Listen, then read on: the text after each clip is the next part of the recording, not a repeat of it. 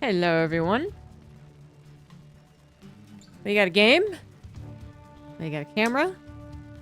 We got a fresh start. It's the North American Open Cup this time around. In the bottom left, we do have the blue Terran Byun. In the top right, it is the red Protoss parting. Using a very cool Nexus skin that works very well with the red. Very good. Stylish. So everyone and their mom is in on this one, but that's okay. It is pretty much the only interesting match. And it is two very, very big stars of the StarCraft 2 scene. Obviously, one has been back a little while longer, I guess is how you would say it. Byun went to military 2017 to 2019, I want to say. You won 2016, right? It's something like that. And so he's been back for a while. Parting, literally just getting back from the military a few months ago, got back to the grindstone, has been producing content, streaming, doing YouTube, especially because Korea is actually shutting down Twitch Korea, so definitely go support him on YouTube and all that good stuff. But critical thing that people haven't really picked up on is that while Parting has returned from being in the military and being forced to do all of that activity, he's always had time and the ability to practice StarCraft 2. So streaming, no, they have a rule where you can't like make money basically while you're in the military. And so you can't stream or do anything like that, but you can play video games depending on what job you have basically, whether you're more so in the office duty type of situation or you're actually training to be, I suppose, on the front lines. I'm not exactly sure how it works. Obviously, I've never had the threat of going to Korean military, being not Korean and also a woman, but yeah, as far as I understand, Parting has actually been kind of kept up with the meta and with his skills the entire time he was gone, 18 months, I believe. So he's been, returning to form still. I mean, as he's allowed to practice all he wants and stream all he wants, but he's been pretty much as good as ever. And so we can see that Byun actually going to take this opener. Well, not that he's taking it very seriously, but he's going to go for an aggressive opener, which is going to work out against Parting's little early Zealot here, as the wall will provide easy defense. Here we go. The Zealot's still obnoxious. As you can see, it is delaying Byun's natural, and Byun actually going to go ahead and just grab a high ground command center, fearful of what else could be coming. He knows that there is a Nexus, but there's still a possibility that there's a proxy gateway, or that is the 3 gateway opener with proxy gateway that we saw earlier on today with max packs, right? So you do want to take that very seriously, especially if your ultimate goal is to go into a Hellion drop. You don't want to waste time at that point producing Cyclones. Now, that is certainly the ultimate goal. Byun's starport is done, producing a Medivac. Parting saw the reactor factory and knows that this must be a possibility. Doesn't have anything scouting into the main base yet. So there's a couple of dead spaces here. And the Stalkers are actually going to... Oh, okay, the Stalker's going to block, and the Adept and the Zealot's going to be the Scouters at the very, very front. Unfortunately, that's not where Byun is going. Byun is going to try his luck in the main base. That pylon coming down a little bit too late. It's going to see the Hellions as they unload. Now racing back up to that high ground to take a little while longer. That one Stalker will not do the job quickly enough. The probe kills going down, already good enough to be effective, now going into great territory, and since all 4 Hellions are still alive, we're actually really doing almost game-ending damage. So much for Parting to still worry about, as this Medivac just goes into the top right. I mean, it actually could unload. 1 Hellion is 1 shot, but then the rest of them, I believe, would be 2 or more. So that means that we're still talking about 1-shot territory as long as there's 3 Hellions, I think is the way it goes. And actually, it wasn't even 1 shot. It was red, but it wasn't even 1 shot. The lowest one does get surrounded by the probes. That's kind of cool, but nonetheless, 4, maybe 5 more probes. 6 probes still going down. Medivac going to drop the Hound in the natural for further chaos. I think that, I mean, there's kind of no reason not to, but I guess. But the point is, the Medivac is going to get out. I thought he was going to drop the Hound lane, let it do whatever, and then get the Medivac out. But I guess there are no weak probes in a shield battery, so ultimately pointless. But 1 Hellion probably won't be changed in the game too much, regardless of what it's doing. In total, that was 18 probes killed. Parting is going into a 3 gates, which means that he has the ability to try and turn this into some type of aggressive counterattack, but that Warp Prism's still not out. Limited minerals, meaning that there probably won't even be 3 Stalkers warped in at a time. It's very unlikely that Parting is going to do equivalent damage We can almost brush this one off, to be honest. The Hellion actually does come back in. Mostly just going to drain shield battery juice, I think. Yeah, that's all did. Starport is found out. Oh, no, the supply depot is found out. Starport actually has already gone home. Wait, I'm looking. I'm blind. Oh, there you are. Yeah, it already went home. It does supply block Byun, funnily enough, but I don't think it really matters. Scan on top of the Observer. The Observer saw what Parting really needed to know, I think, which is that he is not going to be successful with an attack. Now, that Warp Prism isn't a waste just because he's not going to be able to do a full front 4-gate, and it's not even a 4-gate, it's a 3-gate. But the Warp Prism can still threaten the SCV lines, and with a little Zealot drop with Dwell. Desperate times call for desperate measures. This Templar Archives must just be the reaction of having such a poor opener. Not that we don't see a couple of 2-base Templar Archives pop their head up once in a blue moon. Their creator seemed really gung-ho about them for a while, but this is generally the I got really screwed really early on with the Twilight Council. Oh my god, it's so screwed. So let me try to come back, but the Warp Prism gets gunned down, and Parting getting a little bit bopped right there. Game 2 underway very quickly. In the bottom right of Oceanborn, we have Shopify Rebellion's Byun. And in the top left, we do have Parting, who I believe is teamless. Probably not for very long. And not just because he's a very good player with a very fun personality who's actually doing content creation. All things that put him pretty high up in team eyes, I guess. Team owner's eyes. But also because basically there's a lot more shopping around for players, particularly, let's be honest, cheaper players, especially when it comes to a 1v1 sport. And that is because of the totally not related to us team tournament, the one that happened last year where Gamers 8 had a team. Anyway, totally not related. Don't even worry about it. But seriously, a lot of teams are shopping around. We had Kellozer picked up by a newish team. R8, I want to say it was called. And then we had, obviously, Na'Vi pick up Spirit. That was big news. And then we had another big pickup, too, but I've actually forgotten it. Cloud9, Gumiho. That wasn't the one that I was trying to remember, though. There was a third one on a slightly less well-known, but still pretty freaking popular team. I just can't remember what it was. But anyway, the point is, we've been seeing a lot of pickups, and so I think we'll just continue seeing more.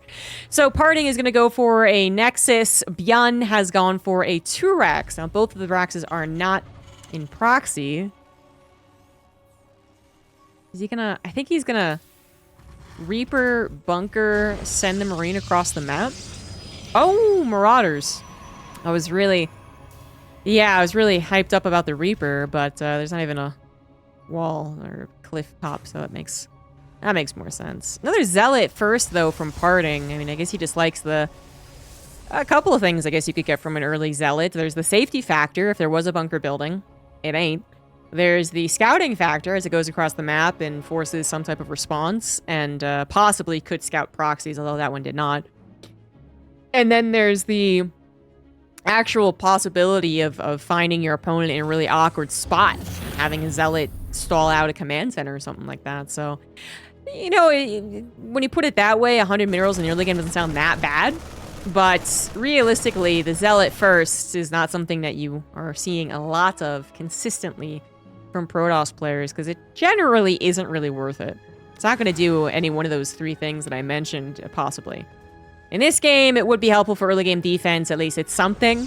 But we have yet to actually figure out that it is going to be a proxy. And only seeing 1 barracks, seeing the command center timing. I mean, the factory could be building slightly behind it. And now he's realized exactly what's going down. Unfortunately, probably already too late. Byun is going to cheese little Parting out of this tournament. Easy peasy. That Zealot is helping. Kills the SCV building the bunker, but that pylon is still a goner. Backup pylon is on the way, but now the shield battery itself is going to get focus fired. And it looks like we don't even need the bunker. Void Ray started up first. Parting decided that's not going to be helpful enough. Goes for an Oracle instead. I mean, the Void Ray would probably take care of this. The Marines are coming from across town, and they could be focus fired, as we saw there a little bit, but the Oracle I guess it's also, I mean, basically you're not going to be shot down. And then the question is, what is better if it's not going to be shot down? And I guess the Oracle is as good. Maybe not exactly as good, but is basically good enough. But it's a little bit cheaper. And it has the possibility of going across the map to harass, which the Void Ray does not. So I can kind of see why he does it. Figuring that he has handled this and thinking about the next step. Now, technically, Parting did handle this. He's not dead. So he should be thinking about the next step. But did he take too much damage is the question. That is the question. That now favors Byun. Yeah! Oh, no! The second Oracle barely didn't have Pulsar Beam to help it. Oh, no! Oh, Parting making so many mistakes. That's very problematic. And now this Oracle doesn't have very much energy. The second, or rather third Oracle, not going to stop that pylon from being killed once again. It's a bit of a disaster. It actually is kind of hard to call, but I think with the addition of a lost Oracle, another lost pylon, I think I'm ever more favoring Byun, but it is still kind of hard to call. I mean, a 5-worker lead for Protoss when the mules have only just started to be slapped down isn't the worst. And these Oracles will now provide a little bit of scouting, as they cannot provide any form of harassment since they're so dry. If they could, you know, if they grab 3 or 4 SCVs, it won't be nearly as impactful, but it would add up, I suppose. And there is still that possibility, since there's two of them still available. Yeah, it doesn't feel very good for the Protoss. It doesn't feel very good. I'm not totally without faith, but it does not feel very good. Both players are now at a point in which it is just about who can roll into the next stage, right? No one really has the ability of actually winning the game. No one's about to show up with too many Stalkers or with too many bio units and actually just end the game right then and there. We're going to be waiting for, I guess, Combat Shield Stim is actually done, but we need a few more units to really utilize that Stim. We're going to be waiting for Medifacts. On Protoss' side, we're going to be waiting for that Blink to be finished, and the Nexus is going to come down while we wait, and so who gets to recover faster from the attack, from the defense, from the little bits of harassment? And to me, the Terran will here. If Parting had a third Nexus that was closer to finishing, I would maybe think about him potentially getting into the lead, you know, doing the Zerg thing, appropriately chronoing workers versus timing out the last second army. But without that third Nexus, still only just barely halfway done. I mean, Stalkers are going to get outscaled so freaking quickly.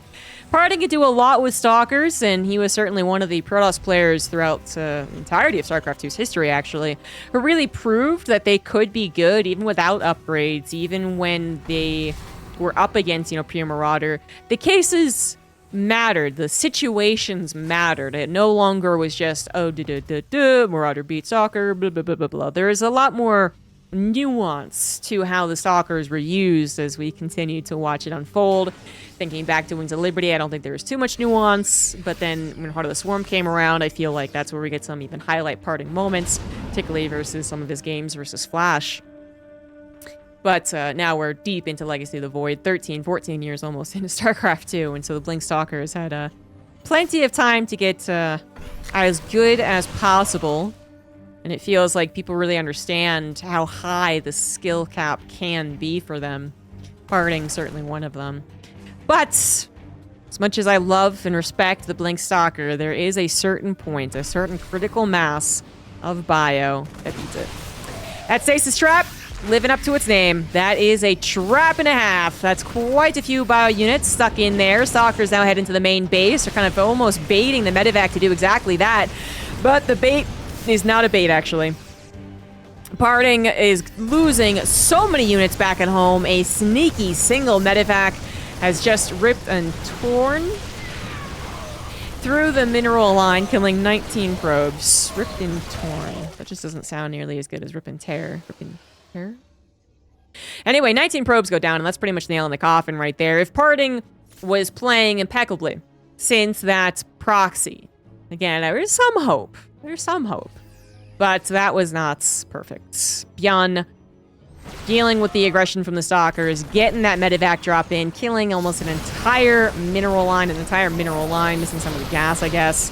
Good focus fire from the tanks on top of the sentry. Not quite killing them, though, so Guardian Shield adding something, and now even some friendly fire on the bio units on the front of the force fields, but I think Byun is basically saying it doesn't matter. I'm sure he could have microed a little bit more, but he really doesn't have to. Once his helots are gone, the Guardian Shield is gone, the Stalkers do not stand a chance, or else we're about to have no shield battery overcharge, and a single Colossus is really only so scary. Still, 6 Marauders and 2 tanks. I will say with more reinforcements, though, we're getting kind of to that point of almost overstaying your welcome, which is exactly why Byun was looking to leave. Is forced to re-engage. Again, good target fire on the tanks, on the Stalkers. More reinforcements coming up in the nick of time, and now that Colossus is once again a little vulnerable. You can imagine what would happen if Parting had not lost 19 probes. He'd actually probably be trying to establish a 4th base during this pressure. Now, whether or not he could actually get it is a different question, but trying to slip that in while having this barely hold happen, then he's got an okay economy. He might have still been skimping on his gases and still much later to his upgrades and still have some problems. So we'd really be talking about a lot more comeback potential. But losing an entire mineral line, I mean, that's completely resetting the 4th base nexus. That's more than a 4th base nexus is actually worth. Time for the desperation unit. In this game, we're a little bit farther along, so we can try out the Disruptor as the comeback unit. I think, like, Mass Charge Lots, kind of an earlier answer. High Templars in Storm, one of the earliest answers after you open up Twilight Council. DTs, you know, one behind our Shrine, sure, pretty much at any point. But 3 bases, you could afford a Disruptor. You could possibly even pump most of your resources into double Disruptor. Usually this would not be the case, you know, double Robo, because it is still kind of early on. And a Colossus just goes down right there. But if the Disruptors can get a couple of good shots, and they're going to make up for some of the upgrade deficit and some of the supply deficit. Parting is down a 40 army supply. Byun on 3 bases, moving on to a 4th. Has 2-2 upgrades on the way. Vikings as well. To be fair, we're moving on to Disruptors and moving away from Colossus, so the Vikings will only be so helpful. But regardless, Parting has even lost track of the army at this point. Byun about to show up on his side of the map on top of the 4th base. And that's a quick cancel. And Parting can try and hold on to his 3rd, but try is really the key word here. First Disruptor is not going to find literally anything. That completely whiffed. Force fields do come down to try and stem the blood flow, but that's not going to happen as many of the units actually end up getting through. Kill the Colossus. Again, Disruptor entirely missing, even just friendly firing. And that is it for the Disruptors, I believe. That's it for Parting. Parting going to get a little bopped here by Byun. Byun is still the more experienced player at this point in time. He has been consistently practicing and training super hard every freaking day. This guy is an absolute machine when it comes to the online tournaments, where Parting has rather been forced to do other things only about a month ago. Someone gave his exact dates of coming back from the military.